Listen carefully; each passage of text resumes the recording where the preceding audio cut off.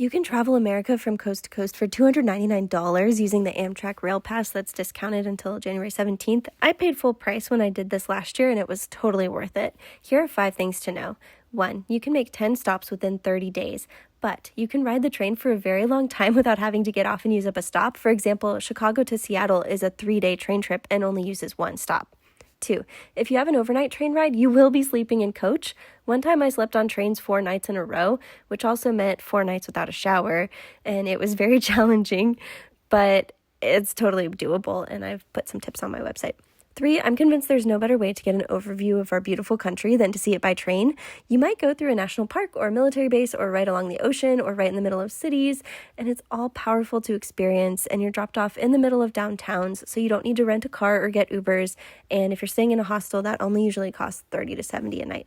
4, the food options on trains are pretty good. You can eat a fancy dinner in the dining car or get meals that I think are tasty and reasonably priced in the snack car. They do have adult beverages, but I think even just drinking Sprite and looking out the window hits pretty hard.